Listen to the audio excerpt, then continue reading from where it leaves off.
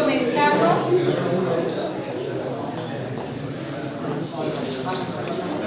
Buenas tardes a todos. Con esta actividad justamente damos comienzo a la semana de nuestra expo. La primera actividad la tuvimos la semana pasada en Ataliva con la 22 edición de Olimpiadas Agrotécnicas. Hemos tenido una jornada con 200 jóvenes, una jornada hermosísima. Fue la primera actividad en el marco de la 116 Expo Rural.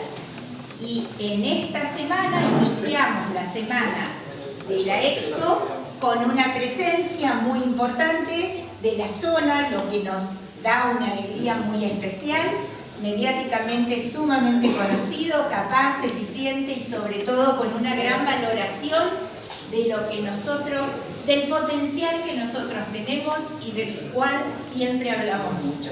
Así que bienvenidos a todos y aprovechemos el tiempo porque Facu es el personaje que tenemos hoy, muy importante. Gracias, Norma.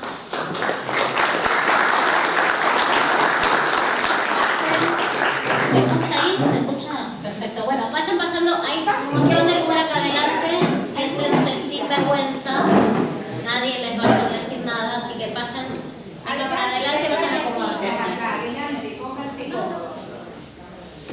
Ahí está. Bueno, como decía Norma, esta es la primera actividad en el predio ferial de la Rural, en el marco de esta 116ª Expo Rural. Es una muestra que este año, como saben la mayoría del auditorio, es un año complicado para el sector agropecuario, pero en el que la Sociedad Rural de Rafaela hace el esfuerzo de volver a traer un poquito del campo a la ciudad. Los vamos a invitar de jueves a domingo para que nos visiten, para que vengan a la expo, para que vengan a hacer negocios, a pasear, a disfrutar.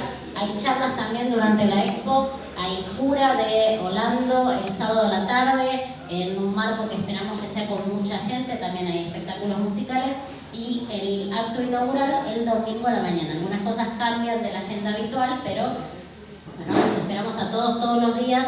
Hay granja para traer a los chicos, hay un montón de cosas para disfrutar, así que los esperamos.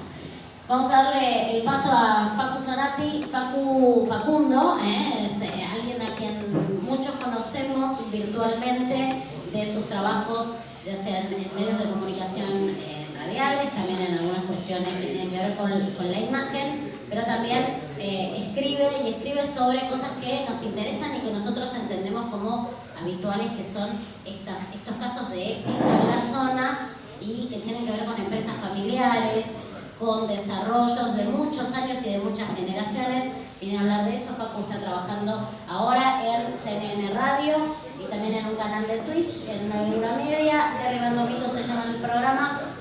Lo vamos a escuchar a él y después vamos a hacer preguntas. Así que a medida que él vaya hablando, recuerden lo que quieren preguntarle, que seguro que nos responde todo. Gracias, Facu, por venir. Gracias, Elena. Gracias a todos por venir. En realidad, romper el hielo es un poco difícil siempre. Vamos a tratar de hacerlo entretenido. Usar una presentación un poco repasando esos casos de éxito que hacía mención recién. Pero en realidad vengo hace 12 años cubriendo todo lo que tiene que ver con el mundo de los negocios en la Argentina, tratando de cambiar un poco la imagen que se tiene del empresariado en la Argentina, y eso trasciende, digamos, al productor agropecuario, tiene que ver con hablar de todo tipo de empresarios, digamos, de todos los rubros, y es un trabajo que nunca termina, es un trabajo de hormiga, de tratar de sembrar en la gente esa sensación de que hay otra Argentina, hay una Argentina productiva, hay una Argentina pujante. Yo volvía el viernes a la noche viniendo para acá de San Juan, estuve visitando todo lo que es el negocio minero, por ejemplo, que para mí es bastante ajeno porque nací acá en San Vicente, entonces bien del sector del palo agropecuario. Y al estar en un sector minero, nunca había estado en San Juan y visité la mayor calera de la Argentina, visité industrias metalúrgicas vinculadas a proveer al sector minero, visité también empresas vinculadas al sector alimenticio, exportadores de aceitunas, por ejemplo, que tienen ahí algo más que ver con el sector agropecuario, y siempre te llevas algo nuevo y esa sensación de que hay otra Argentina en paralelo a todo lo que muestran las noticias, a todo lo que es negativo, el dólar, la inflación. Yo al estar en CNN Economía estoy saturado de eso. La verdad trato de, siempre mi columna trata de salir de esa coyuntura, salir de esa situación y enfocarme en lo bueno, en lo positivo, en las empresas que son exportadoras, las empresas que crecen, que invierten, a pesar muchas veces de la Argentina. Así que ese es un poco mi recorrido. En los últimos años estoy más como consultor de esas empresas familiares y no tanto como periodista, pero en Twitter y como decían ahí en Twitch, en CNN, sigo comunicando, sigo tratando de transmitir ese mensaje, aunque a veces parece algo lejano. Y parece lejano, un poco para romper el hielo, lo que les quería decir era esto, digamos, ¿dónde les gustaría vivir? Si alguna vez se lo preguntaron, yo la verdad que estoy rodeado de amigos que ya no viven en la Argentina. Hoy por hoy, de hecho la última amiga que tengo en Buenos Aires se me va a fin de mes a Barcelona a hacer un posgrado 2 años y casi todos mis amigos más cercanos ya no viven en la Argentina. Y es una sensación rara, por eso traje como primer interrogante ¿dónde les gustaría vivir? Porque siempre tenemos esa imagen de que afuera es mejor, digamos, desde algunos pueblitos de Italia que te ofrecen casas gratis y la posibilidad de vivir ahí porque justamente no tienen ya jóvenes y entonces tratan de atraer jóvenes a vivir a Italia o a algunos argentinos que viven en Nueva Zelanda o en Australia trabajando, juntando kiwis, el famoso work and travel que yo lo he hecho, pero en Estados Unidos, o cualquier otro rubro. Por ejemplo, en México tengo muchos argentinos conocidos viviendo en México que, por ejemplo, prestan servicios vinculados más a mi rubro, siquiera a mi palo, que es comunicación, consultoría, y todos fueron encontrando fuera de la Argentina oportunidades que aparentemente la Argentina no ofrece. Y yo les traje, digamos, también como propuesta, pensar si les gustaría vivir en una ciudad súper ecléctica con oferta educativa, laboral, deportiva, que tiene más de 500 empresas, de las cuales casi 60 son exportadoras, que esas exportaciones llegan a todo el mundo y que además esas exportaciones son 5 veces más altas que el promedio de la Argentina. Si les gustaría vivir en una ciudad con esas características, donde hay producción metalúrgica, producción lechera, frigoríficos, producción agropecuaria, todo tipo de producciones. Bueno, esa ciudad es justamente Rafaela. Es una ciudad que tiene más de 500 empresas hoy en día, que tiene sobre todo este dato es central, que tiene un valor de tonelada exportada que es 5 veces más alto que el promedio de la Argentina. Es una zona ultra productiva con exportaciones solo en el 2021 por más de 500 millones de dólares. Son 58 las empresas formalmente que exportan desde Rafaela. Y eso es algo muy fuera de lo común en la Argentina. Es un caso de éxito, no se los tengo que contar yo, digamos. Todos los que son de la zona saben que Rafaela siempre fue una de las ciudades más pujantes del país. Y no es solo Rafaela, toda la región tiene, la verdad, un enorme potencial, a pesar, de nuevo, de la macroeconomía, a pesar de la Argentina. Y destaco esto del tema exportador, porque si algo encontré, digamos, como hilo conductor en todas las empresas que fui entrevistando en estos 11, 12 años, en todo el país, todas las empresas a las cuales les va bien, tienen no solamente el hecho de reinvertir todo el tiempo sus ganancias como uno de los principales motores de ese crecimiento, sino que tienen un perfil exportador. La inmensa mayoría de las cuales les va muy bien tienen un perfil exportador, tienen como mercado el mundo, no se quedan en Argentina, no se quedan pensando en lo chiquito de su pago, sino que tienen una mirada internacional. Y después vamos a repasar algunos de esos casos de éxito que tienen esa mirada internacional y que a pesar de la Argentina han logrado crecer y mucho en los últimos años. Pero antes de meternos en esos casos de éxito, quería que vean un poco qué le pasa al mundo o dónde estamos hoy en el mundo. Así que escuchemos a Andrés Repetto 2 minutos. A todo lo que vine hablando hasta el momento. Tuve la oportunidad de viajar a glaciares en todo el mundo, a miles de metros de altura, la Antártida. El tema del cambio climático y cómo nos va a afectar es el mayor desafío, mucho más que cualquiera de los conflictos que yo les marqué ahora.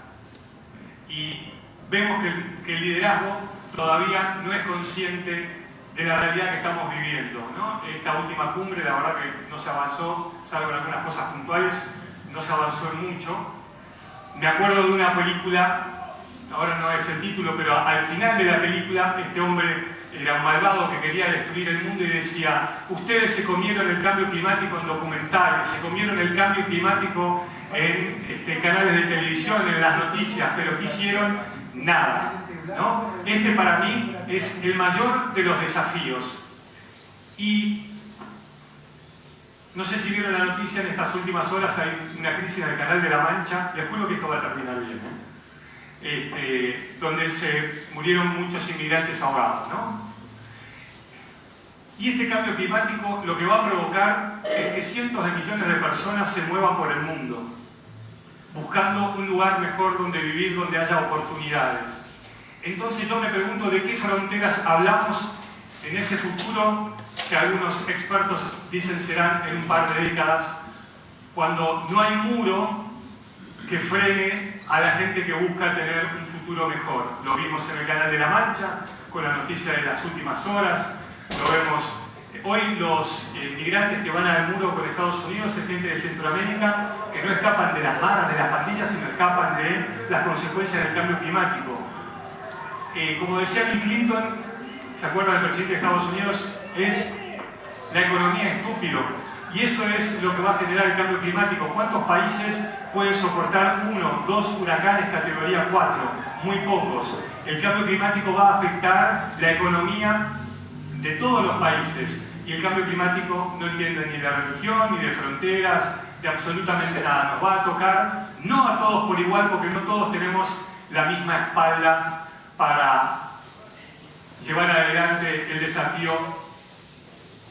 Quería mostrarles este video al respecto, que tiene ya un año, pero porque en una presentación en la cual participé en la cumbre de la industria veterinaria hace un año atrás, él contaba esto y me parece un gran resumen del mundo en el cual estamos. Estamos en un lugar privilegiado, en un enclave productivo como es Rafaela y toda la zona, muy bueno en realidad, con muchas ventajas desde el punto de vista agropecuario, desde el punto de vista climático, incluso a pesar de la sequía de los últimos 3 años, y además con un enorme abanico de empresas y de gente creando riqueza, produciendo, exportando, pero exportando un mundo muy complicado, un mundo donde quizás, y hasta paradójicamente lo vivieron nuestros antepasados que decidieron abandonar Europa y venir a la Argentina a fines del siglo XIX, principios del siglo XX, por temas económicos, en el siglo XX por las 2 guerras, y decidieron abandonar su terruño y encontrar en la Argentina un lugar para desarrollarse. Bueno,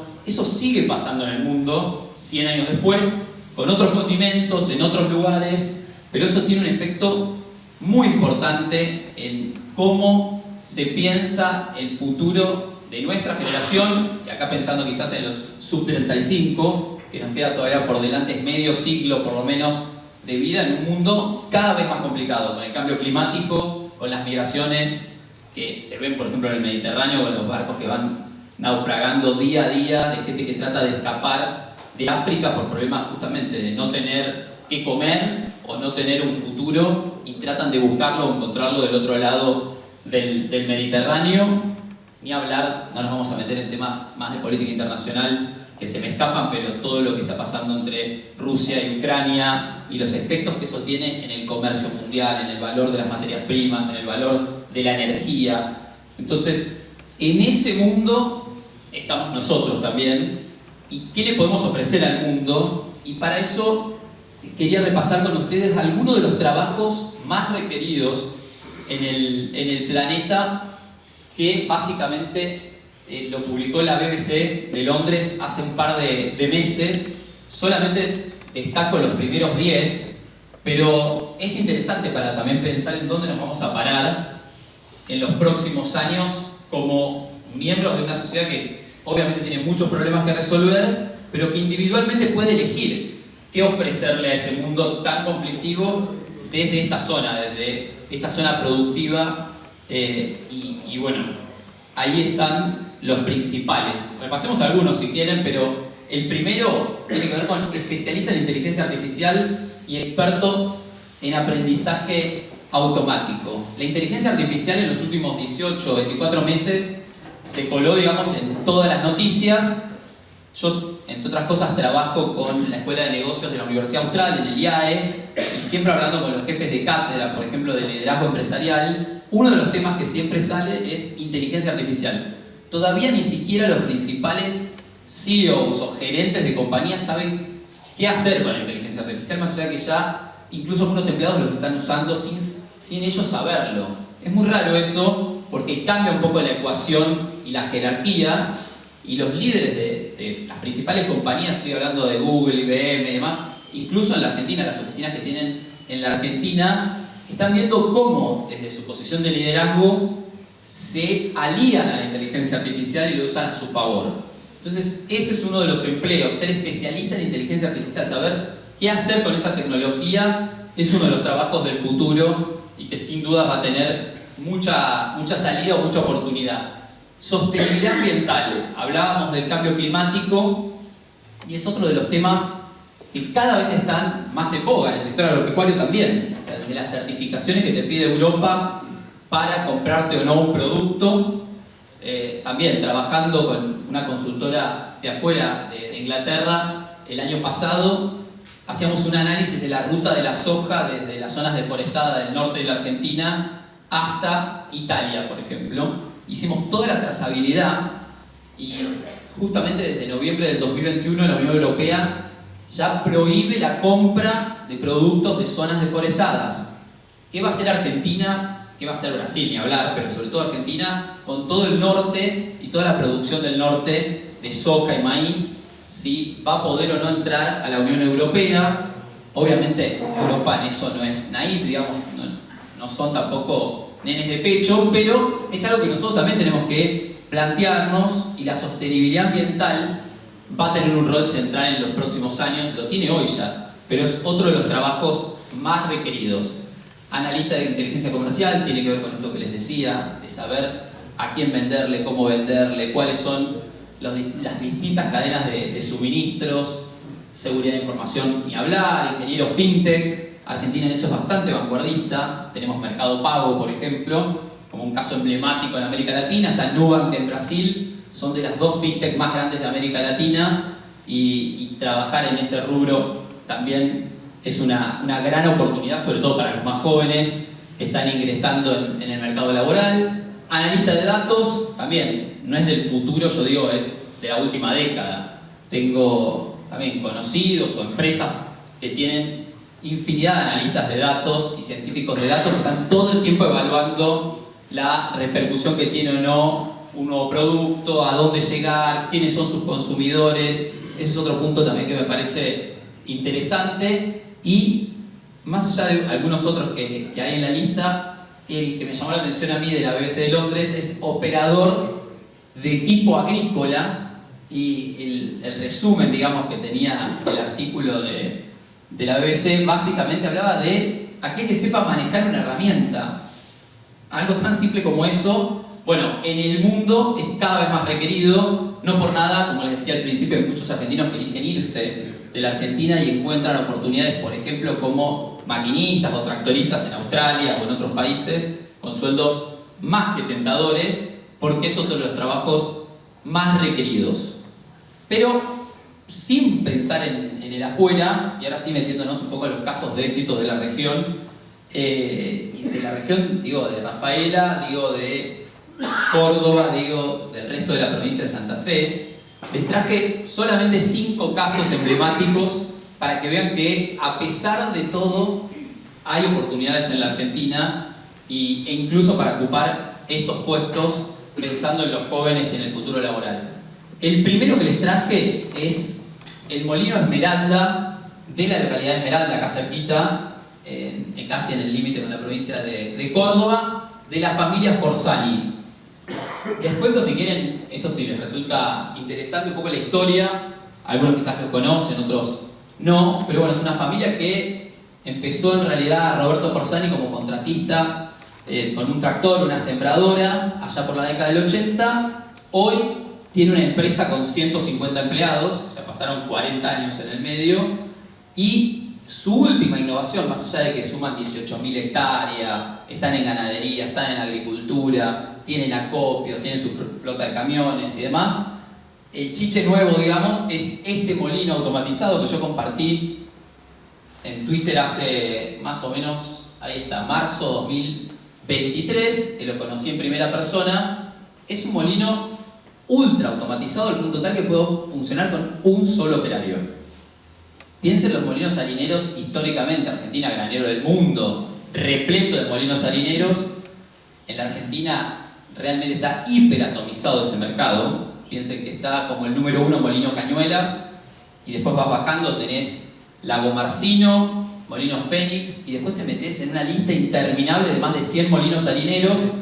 Este molino en particular tiene el 1% del mercado, o sea, procesa más o menos 60.000 toneladas de harina por año con solamente una persona en lo que sería la nave de control de este molino. Después tiene algunos contratistas que se dedican al mantenimiento, a la limpieza, a la seguridad, pero es totalmente robotizado, es tecnología que les llevó 4 años implementar, desde que tuvieron la idea hasta que lo inauguraron. En el medio pasaron varios viajes a Suiza, Italia y a Estados Unidos por parte de uno de los hijos del dueño, que se puso al hombro el proyecto, y terminaron invirtiendo $10 millones para robar, entre comillas, un 1% del mercado de harina en la Argentina, un mercado de los más antiguos, digamos. Desde que la Argentina es Argentina y desde que se siembra trigo en la Argentina se produce harina. No es un sector de los más innovadores, si vamos al caso, y sin embargo ellos encontraron la manera de hacer un diferencial invirtiendo en tecnología. 4 años, como les decía, viajaron y se capacitaron para entender cómo hacer funcionar este robot, este chiche, de $10 millones para tener 1% del mercado. Un molino histórico como es Molino Victoria en María Juana, para que tengan una equivalencia, procesa apenas un par de toneladas más, pero tiene 120 empleados. O sea, el valor que tiene ahí la tecnología y el hecho de incorporar justamente robots a la hora de procesar algo tan simple como producir harina de trigo, le permitió quedarse con el 1% del mercado de la familia Forzani. Y no solo eso, sino que además el año que viene están pensando en lo que les decía también como un valor agregado, que es exportar. Están viajando bastante seguido a Estados Unidos, y lo que van a hacer básicamente es vender tapas de empanada congeladas para los Estados Unidos, porque el mercado de Estados Unidos está cada vez consumiendo más empanadas, y la harina en Estados Unidos es completamente distinta a la Argentina, es otro tipo de procesamiento, y es una harina de menor calidad para hacer, por ejemplo, tapas de empanada o las famosas pascualinas para hacer tartas acá en la Argentina. Bueno, ellos no piensan vender en la Argentina, piensan transformar parte de la harina que procesan en esas tapas de empanadas y exportarlas directamente a Estados Unidos congeladas. Otro de los hijos de Roberto vivió en Estados Unidos, estudió en Estados Unidos y entendió que era una gran oportunidad porque trabajó en el rubro de congelados en los Estados Unidos. Y entonces el año que viene ya compraron las máquinas, pronto van a empezar a instalar la línea de producción y van a empezar a exportar el año que viene, si Dios quiere, segundo semestre del 2024, justamente tapas de empanada desde Argentina a Estados Unidos. Esto como un primer caso, si quieren, de innovación, de desarrollo, un caso de éxito en la región, en un rubro hipertrillado, como puede ser en los molinos harineros, que está, como les decía, repleto en todo el país. Es algo que generalmente no innova demasiado, y acá pudieron innovar. Otro caso emblemático es de, los invito a viajar 50 kilómetros al sur, hacia Rosario, San Vicente, mi pueblo, y el laboratorio Over. No sé si muchos conocen el laboratorio, pero es un laboratorio que empezó con 2 veterinarios allá por la década del 80 y empezó a crecer, y en la última década, después de un cambio de accionistas, una de las familias le compró el 50% a la otra, en el 2010 aproximadamente, pasaron de tener 60 empleados a tener 200, invirtieron algo así como $7 millones en el pueblo. Esta foto es vieja porque de hecho acá ya están levantando otra nave industrial. Pasaron de facturar 6 a facturar más de $20 millones. Tienen además presencia en 50 países. Un laboratorio que literalmente 40 años atrás no existía, y estamos hablando de una industria que provee básicamente de insumos al sector ganadero principalmente, pero también a todo lo que es el mercado de animales de compañía. Esta empresa, en la cual los miembros de la familia, muchos de ellos trabajan activamente también en el laboratorio, y de hecho viven acá en Rafaela, pero viajan a diario a San Vicente, donde tienen las oficinas, también se ponen al hombro esto que yo les decía, de salir al mundo. Van ellos mismos a Arabia Saudita, al resto de América Latina, están tratando de abrir nuevos mercados en Asia Central también, y viajan ellos, viajan a veces con un traductor, una lista de potenciales distribuidores, me contaron ellos, digamos, en primera persona, y van a tocar puertas y a ofrecerles los productos que salen de este pueblito que hoy es ciudad, San Vicente, ya no es pueblo, de 8.000 habitantes, y es realmente un orgullo para una ciudad que fue cuna de la cosechadora en Sudamérica, llegó a tener 4 fábricas de cosechadoras, lamentablemente fueron cerrando entre la década del 70 y principio de la década del 90, eso fue un golpazo para el pueblo, porque era sin duda lo que generaba gran parte de la mano de obra. Si bien los contratistas siguieron viviendo en San Vicente, sigue siendo una de las localidades con más cosechadoras per cápita del país, el que realmente hizo la diferencia es este laboratorio Ober, que en los últimos, les diría 12, 10 años, triplicó el tamaño, como les decía, y hoy tiene la mitad de sus ventas generadas fuera de la Argentina, y está otra vez invirtiendo $6,5 millones en una mega ampliación en esta zona de la planta industrial. De hecho, están haciendo una calle acá, abriendo una especie de calle logística pensada para lo que es el pequeño parque industrial de San Vicente, o la zona industrial de San Vicente. Otro caso que les quería contar, acá vamos a ir hasta la provincia de Córdoba. También, bueno, tomé tweets de los casos para que tengan como referencia también las fechas. Esto fue en abril de este año, y la historia es la de la familia rica del tío en Córdoba con Valora Soy. ¿Qué hace Valora Soy? Algo tan sencillo como procesar porotos de soja para transformarlo en una materia prima esencial para una industria con alto crecimiento que tiene que ver con el consumo de proteína vegetal, o mejor dicho, alimentos que no tengan base de proteína animal, el famoso sustituto de la carne. Bueno, en esta zona, una zona también bastante ganadera, se desarrolló esta empresa de la mano de una familia que tenía un pedazo de campo, un pequeño acopio, y entendió que tenía que encontrarle la vuelta para posicionarse a nivel internacional. Entonces, en la última década desarrollaron esta marca y empezaron a proveer a consumidores de todo el mundo con un texturizado de soja, del poroto de soja, para producir las hamburguesas que no son hamburguesas, como digo yo, que no son a base de carne, sino de vegetales. Y este año, en abril, Molex Science, que es una empresa de otra paradoja, de Gastón Paladini, uno de los herederos de Paladini, de la empresa de embutidos, esta empresa, Molex Science, justamente se dedica, entre otras cosas, también a pensar el alimento del futuro, que no tiene que ver con la proteína animal, sino con la proteína vegetal. Y esta empresa, fundada por un argentino que cotiza en la Bolsa de Comercio de Nueva York, fue la que compró Valora Soy en $6 millones, una empresa que 10 años atrás no existía, que tiene menos de 40 empleados y que ahora pasa a manos de un grupo internacional, pero comandado por otro argentino. Este es otro caso que también me parece llamativo, al menos traerlo, digamos, acá, porque el 75% de lo que produce Valora Soy se exporta, y no solo eso, sino que exporta algo que comúnmente se piensa en los grandes puertos de Rosario. El poroto de soja se exporta transformado en harina y en aceite, en el mejor de los casos, pero que no tiene alto valor. Y sin embargo, ellos en El Tío, un pueblito de la provincia de Córdoba, encontraron la manera de darle valor a esa soja, de no vender el poroto sin procesar, y lograron conseguir la atención, si quieren, de Molex Science, que es esta empresa de tecnología internacional, pero comandada por un argentino, y decidieron, ellos dicen, asociarse, pero la verdad le vendieron la empresa en $6 millones. vamos a meternos en un rubro, si les parece, que no es tan agropecuario, que tiene que ver con Lito Donela e hijos, en Esperanza.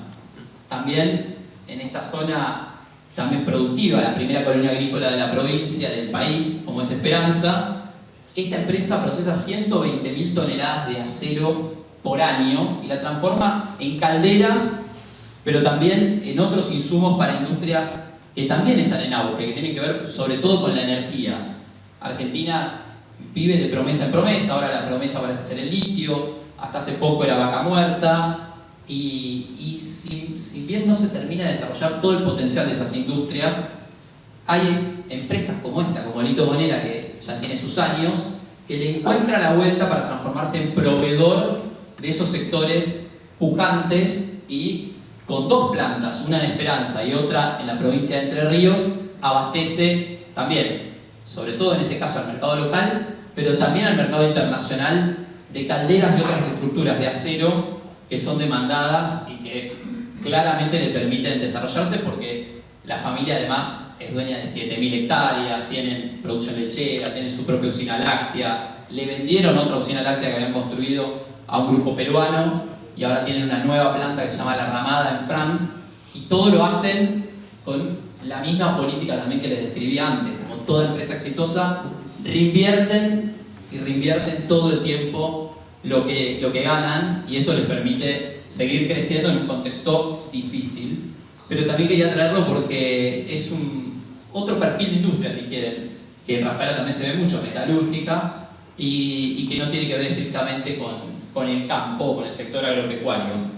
Algo similar a Vaso, que también todo el mundo conoce, obviamente uno de los grandes empleadores de la ciudad de Rafaela, y que también tiene un gran desafío, por eso lo traje. Si bien es el gran exportador de la ciudad, yo creo en toneladas o en dólares por tonelada, como dice ahí, $25.000 la tonelada de válvula es lo que exporta. Piensen que yo les decía que Rafaela tiene un promedio de más de $5.000. Bueno, Vaso cuadruplica o casi quintuplica ese valor, pero el promedio nacional es de $1.000. O sea que está 25 veces arriba en el promedio nacional de exportación por tonelada, Vaso, exportando válvulas para motores a combustión que pronto también van a dejar de existir. Es algo que parece ciencia ficción, pero quizás en 10, 15, 20 años ya no haya tanto mercado para las válvulas que produce Vaso, y por eso hace 6 o 7 años que están pensando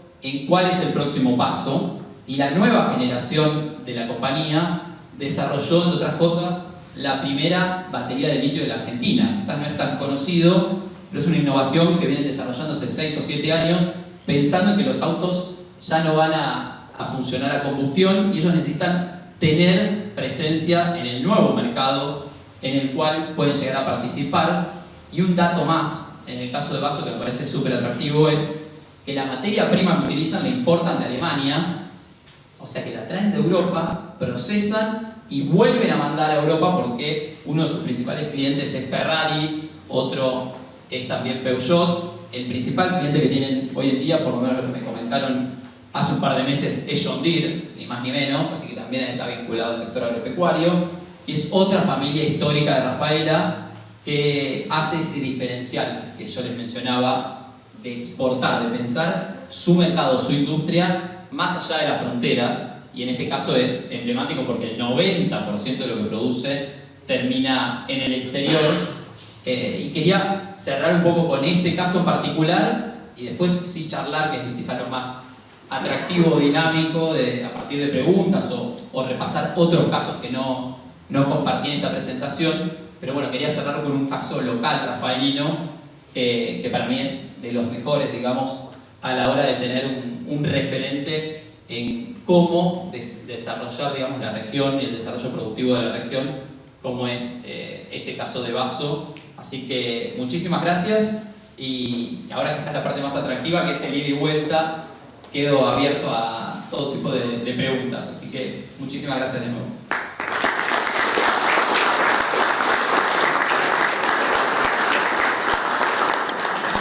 Ahí me escuchan, se escucha así. Bueno, buenos ejemplos de la zona, hay muchos más y yo creo Muchísimos que más. después tengo alguna pregunta ahí para hacer más del sector agropecuario y del sector lechero. ¿Quién quiere preguntar? Sin temor. Sin miedo. Acercamos, levanta la mano, le llevo el micrófono, así escuchan todos.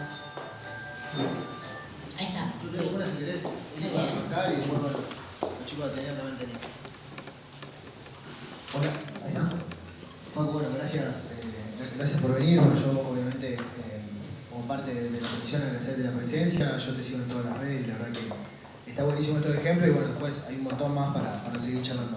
Pero la pregunta que te quería hacer era, vos nombraste antes, creo que en el ejemplo de la gente de Forsani, de esto de ir puerta a puerta desde la misma empresa, en un vuelo, ir a buscar y ir a tocar la puerta de distribuidores. Con los casos que vos te encontraste en tu carrera, ¿son todos así? ¿La mayoría son así? ¿O hay acompañamiento estatal o de cancillerías y demás? Y bueno, nada, saber cómo veías eso, digamos, y si lo veías necesario o no, porque tal vez no es necesario. Y uno es más fácil que la persona que conoce y que va a ofrecer, digamos, haga toda la gestión. No, a ver, es clave eso que vos preguntás porque se lo pregunto a casi todos. A veces llama la atención de que Argentina es uno de los países que más consulados y embajadas tiene en el mundo. De hecho, nuestro pasaporte es de los mejorcitos que hay en el planeta. Tenemos acceso a casi todo el mundo sin visa y del mismo modo tenemos mucha presencia de consulados y embajadas y de lo que serían los departamentos de comercio de cada uno de esos consulados. Y es paradójico que en muchos casos llegás a ciegas y en otros te sorprenden y te arman un estudio de mercado y te dan un traductor y te habilitan a acceder a los distintos potenciales distribuidores o socios que vos buscás en cada mercado. Pero el caso de Over particular tiene de los dos. En Vietnam los recibieron bárbaros, lo acompañaron y les mostraron, digamos, las oportunidades que tenía el mercado para una empresa como Over. En otros mercados como Arabia Saudita llegó solito mi alma, nadie los recibió de la Embajada Argentina y tuvieron que hacerse de un traductor. Tenían una agenda muy acotada de 2 o 3 días porque visitan varios países cuando aprovechan un viaje, en este caso a Medio Oriente, y fueron puntualmente a los distribuidores que tenían ellos ya prefijados y cerraron uno de ellos, se transformó en el distribuidor y abrieron ese mercado con todo lo que eso implica, o sea, de papelería, o sea, son procesos de mínimo 2, a veces hasta 3 años para que le habiliten todos los productos.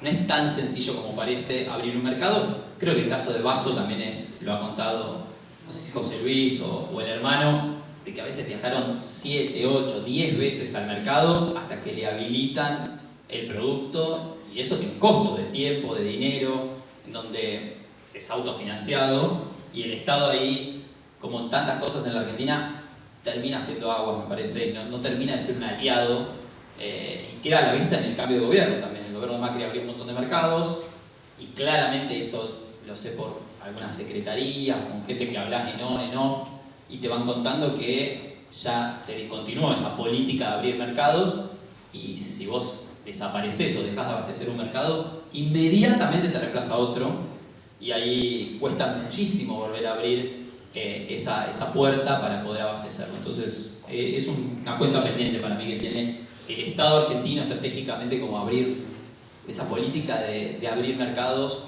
y de conseguir, obviamente, ampliar la torta en la cual vos podés abastecer desde la Argentina. Así que ese es un poco lo que al menos me comentaron distintos sectores, no te hablo solamente de un sector en particular.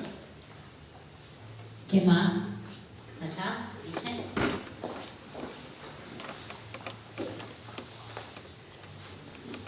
Sí, Facu, vos comentaste los casos que comentaste principalmente, hablando sobre la actualización a lo nuevo que se viene. Son casos, digamos, que ya habían arrancado con algo un poco más de la región, más fierrero, como así decirlo. ¿Crees que está esa posibilidad de empezar algo desde cero, pensando en lo que se viene? Digamos, sin tener en cuenta esto que mencionabas por ahí, las políticas, digamos, van cambiando y si en caso que se pueda, ¿cuál es la motivación, digamos, que hay que ver para llegar a eso?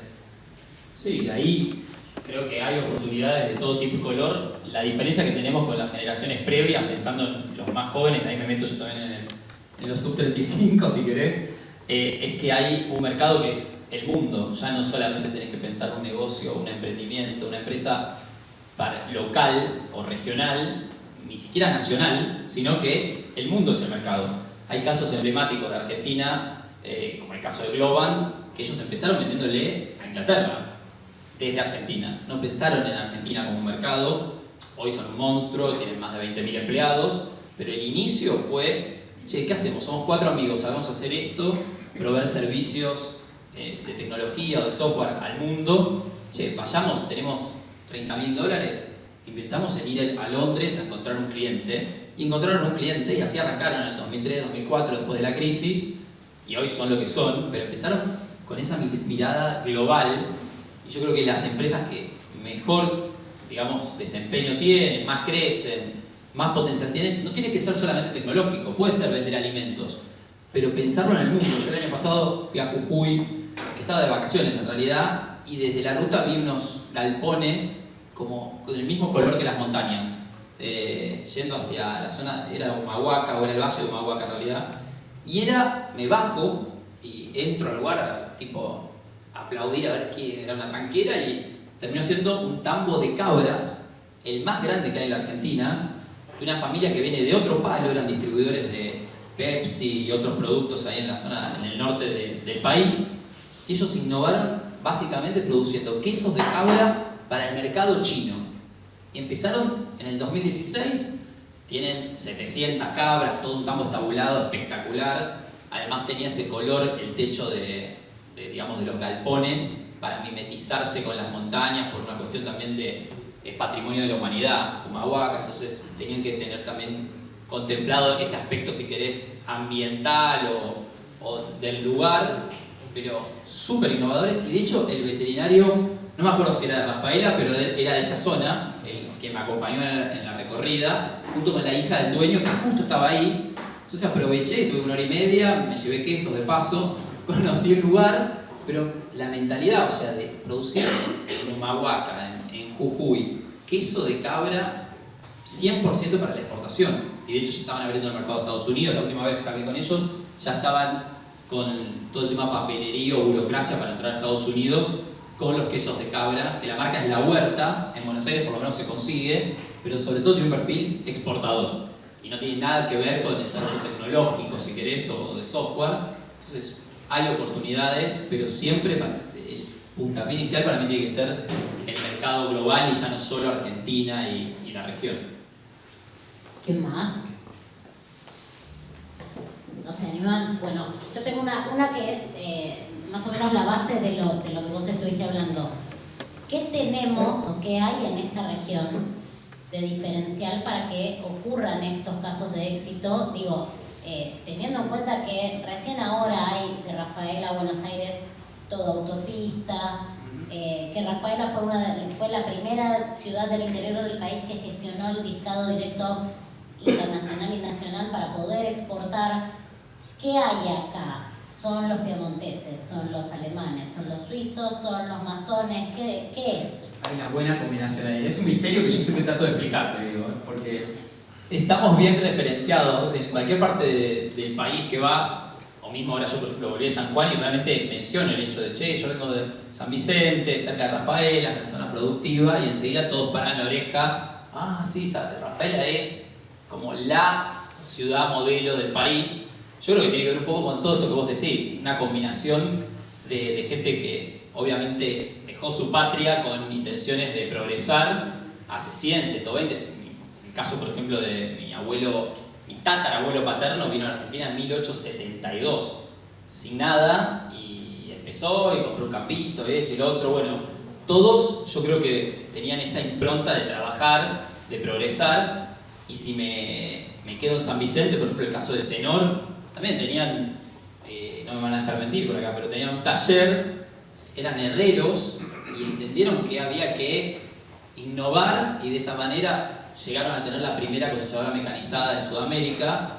Yo creo que también ahí, y si bien puede llegar a ser polémico, a diferencia de la provincia de Buenos Aires, que las extensiones de los campos fueron muy grandes y los dueños de esos campos, los grandes estancieros, vivían en la capital, acá en general son pequeños chacareros, pequeños productores, y tarde o temprano, por una cuestión, por el Código Civil de Vélez Sarsfield, a medida que tenían hijos había que repartir esa herencia, esos campos ya no eran tan rentables para cada uno de los hijos, muchos trataron de progresar de otra manera, o de agregarle un piso al campo, siendo tamberos, por ejemplo, y ese tambo transformarlo en una usina láctea, como los Billiner, como la familia García de Tregar, como tantas otras usinas lácteas que hay en la zona, más pymes, queseros y demás, que le encuentran la vuelta para agregarle valor a lo que ya saben hacer, y eso creo que es un poco lo que explica, muy por arriba, porque como te digo, es una pregunta que tiene múltiples respuestas. Yo no sé si hay alguna bibliografía que explique detalladamente cuáles son los motivos por los cuales justo esta zona es de las más, para mí, de las mejores del país. Yo siempre, de hecho lo he tuiteado, hice hilos sobre eso y demás, pero me parece que está bueno que se conozca. Otra zona, para no desmerecer al resto del país, el sur de Córdoba. El sur de Córdoba que tiene la particularidad de que sí, se dieron grandes extensiones de estancias y había grandes familias terratenientes, pero así todo también es una zona hiperproductiva. Los clústeres, no sé, el Maní, por ejemplo, sin ir más lejos, son 23 empresas, de las cuales 20 son familiares, y todos tienen integrado verticalmente sus campos propios y alquilados. Las mega plantas de procesamiento de maní exportan, otro de los secretos, 90-98% creo que hoy la producción de maní se exporta, y es un mercado, un clúster de $1.000 millones que se lo reparten 20 familias y de una manera muy inteligente, o sea, y agregan valor, y mejoran, invierten, están viendo siempre cómo hacer un diferencial. Ahora están con una política muy agresiva de que el argentino incorpore el maní como consumo para no depender solo de la exportación, al revés de lo que hacen muchos otros, y eso me parece que es súper meritorio y tiene que ver un poco con lo mismo, de gente que no se queda quieta y tiene la necesidad, la intención de progresar a pesar de, siempre es el a pesar de en la Argentina, lamentablemente. ¿Hay preguntas? Es una audiencia muy callada. Sin miedo, no sé. Sí, muy temerosa. Mañana vamos a tener una charla que habla del traspaso generacional, no enfocarnos en eso. Pero en Rafaela se dio a principios de este año un caso que a muchos les trajo recuerdos de otra cosa. Estoy hablando de la venta de Billiner al grupo Savencia, una empresa familiar que creció, que se desarrolló y que encontró en la extranjerización la única opción que tenía para seguir hacia adelante, y a muchos les trajo recuerdos de lo que fue Edival, que después que se vendió a Male, pero que tuvo otra situación incluso en lo laboral y demás. ¿Las empresas familiares tienen hoy ese riesgo de tener que sí o sí o crecer o diversificarse o vender y extranjerizarse o no? Todas las empresas de familia en el mundo, digamos, tarde o temprano, si no se profesionalizan, terminan o fundidas o vendidas, pero no pueden seguir, digamos, en manos de una familia si no se profesionaliza. La salida quizás más óptima en ese contexto es la venta, obviamente, pero lo cierto es que en la Argentina, sobre todo, yo creo que fue un proceso que tiene que ver no solamente con las familias, sino sobre todo también con el contexto del país. Muchas grandes familias se replegaron desde la década del 90 hasta acá, y Argentina perdió la burguesía nacional, digamos. No tenés una verdadera burguesía que piensa el país antes que los políticos. Y por eso queda a merced de la decisión del político de turno, porque el sector privado perdió la voz, digamos, en lo que es la discusión de qué queremos ser como país. Y cualquier otro país en el mundo, Chile, por ejemplo, sin ir más lejos, cruzar la frontera, tiene una burguesía súper fuerte. San Pablo y Brasil lo mismo. O sea, la burguesía es muy fuerte. No importa si gana Bolsonaro, Lula, si hay un problema económico o no, la burguesía sigue siempre consolidada con una política clara de lo que quieren como país, y está a la vista de todos lo que logró Brasil en los últimos 25 o 30 años y dónde está parada la Argentina. Entonces yo creo que muchos ya ni viven en la Argentina, de las grandes familias argentinas, viven en Uruguay, viven en España, viven en Estados Unidos, y si no se profesionalizan, el futuro de muchas empresas grandes, como le pasó a Billiner, es lo mismo, me parece. Es una tristeza porque tiene que ver no solamente con quién es el dueño, sino con algo que hace a la idiosincrasia del lugar también. Si vos quedás en manos de todas empresas multinacionales, se pierden un montón de valores y de cuestiones que tienen que ver con el desarrollo de una zona, un sector productivo. Yo me acuerdo cuando publiqué lo de Billiner, hablé con otro empresario de acá de la zona, me llamó en realidad, y yo le dije, ustedes no van a vender porque si no, esto ya, ¿quiénes quedan? O sea, parece mentira, pero Rafaela ha perdido muchas familias productivas, industriales en los últimos 20, 30 años, y eso me parece que tiene que ver ya no tanto con la falta de profesionalismo, porque todos encararon ese proceso de profesionalización, de tener gerencias profesionales, de la familia entender que tiene un rol quizás más de accionista y no tanto un rol operativo, pero corren el mismo riesgo por una cuestión también que excede a las familias, que tiene que ver con la economía del país.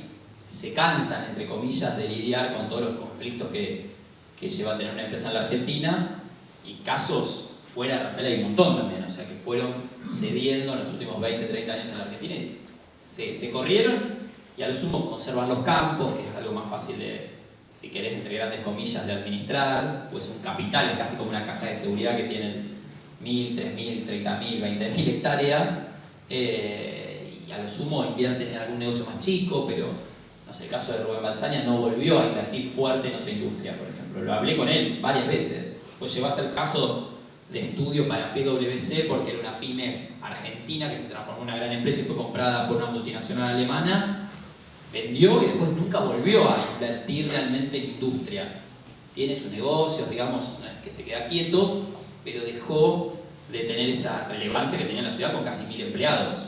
Entonces, es una crítica que yo le hago mucho al empresariado, mucho a las familias industriales. Como les dije, estuve en San Juan de miércoles a viernes con la UIA Joven, que son la Unión Industrial, los jóvenes de la Unión Industrial, y estaba con, no sé, el dueño de Sinteplas, el dueño de la mayor empresa de envases de la Argentina, que es Supam, que nadie lo conoce, que es una familia de origen croata, muy importante, esloveno en realidad, muy importante, más grande que incluso que Cartocor, por ejemplo, de Arcor. Y había otros industriales, el mayor productor de cal y demás, y yo lo hablaba con ellos porque son de más o menos mi generación. O sea, ¿qué piensan ellos? Bueno, el mayor hilandero, que es Karagosian, que también es muy criticado en Twitter, la crítica viene por el lado de si es prebendario o no, si es protegido o no el sector, pero todos tienen esa mirada de, che, somos los que quedamos. Muchos ya se fueron, muchos ya no están y compiten con multinacionales. No es tan sencillo manejar una empresa como la gente cree. Entonces, todo eso entra a jugar en la toma de decisiones de si vendo o no vendo, cuándo vendo, cómo vendo, qué hago después con ese dinero también. Pero bueno, ya metemos más en otros temas. En otros temas. Para cerrar, y hay muchos estudiantes acá en el auditorio, lo bueno sería que les des un mensaje. Digo, van a ser futuros directivos de empresas familiares, grandes, chicas, más o menos, pero ¿qué ves vos? No en lo inmediato, obviamente. ¿Qué ves vos de la Argentina hacia adelante y teniendo tanto contacto con empresarios, qué les podés decir a los chicos? A ver, lo bueno y lo malo, si quieren. Una buena y una mala. La mala hace, lamentablemente, si bien yo soy ultra optimista, soy apasionado de Argentina y pienso seguir viviendo acá, ni se me cruza por la cabeza irme de Argentina, siento que Argentina lamentablemente va a un proceso de latinoamericanización muy fuerte, que ya lo estamos viviendo, pero se ve mucho en Buenos Aires, donde los muy ricos viven muy bien, pero en su country, en su super edificio, con ultra seguridad, con autos blindados, con seguridad, y el resto la pasa mal, digamos. Ustedes lo ven en las noticias, yo lo vivo en carne propia, de robos, es complicado, y más allá de la coyuntura económica actual, Argentina vive para mí un proceso de hace décadas de latinoamericanización en el cual hay una enorme clase, si querés, social media baja, que se va ampliando, y la clase media cada vez es más chiquitita, y la clase alta es aún más chiquitita, y eso es tristísimo porque es difícil pensar en una sociedad, digamos, que progrese con ese contexto, con ese marco donde 6 de cada 10 niños viven en hogares pobres. Difícilmente vamos a tener un mejor país si eso no se transforma rápidamente, cambiar la tendencia, no se va a transformar de un año para el otro. Pero tenemos que empezar a hacer algo distinto. Eso como lo malo. Lo bueno creo que está en cada uno de poder, en este contexto en el cual el mercado es el mundo, y a diferencia de quizás lo que hicieron nuestros padres o generaciones previas que tenían una mirada de hacer siempre lo mismo toda la vida, ahora tenemos abierta la puerta a hacer lo que querramos siempre que tengas el talento para poder vivir de eso, digamos. Pero creo que es súper atractivo el contexto en el cual vivimos.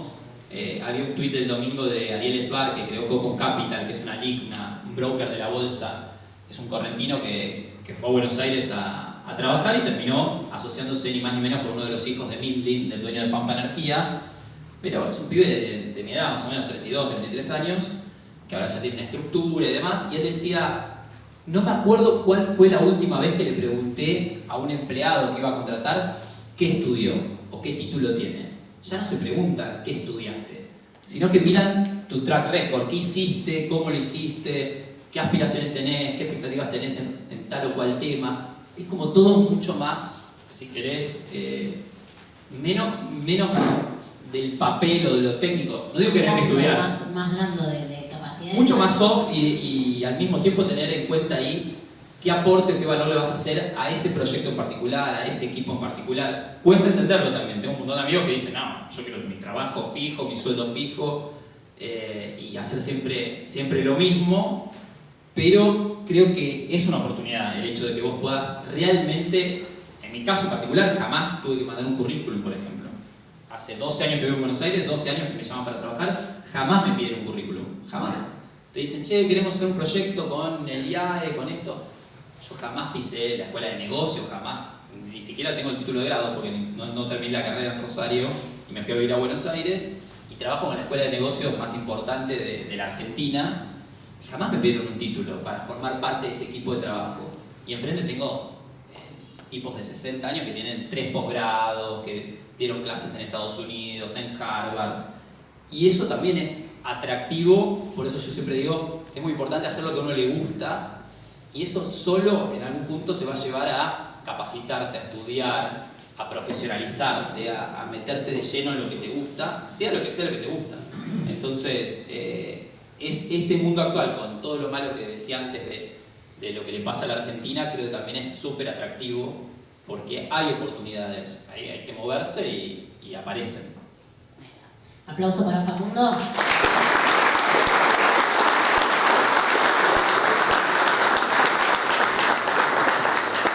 Muchas gracias, Facu, por haber venido, por dejarnos escucharte y un poco reflexionar sobre esta realidad. Me parece que sirve. Mañana los esperamos. Al que quiera venir, se anota 19:30, acá mismo, Recursos Humanos en Empresas Agropecuarias, Desafíos y Herramientas de Gestión. Va a estar hablando Larisa Costa. Gracias a todos por venir, los esperamos y si no, de jueves a domingo acá en la Expo. Chau, buenas noches.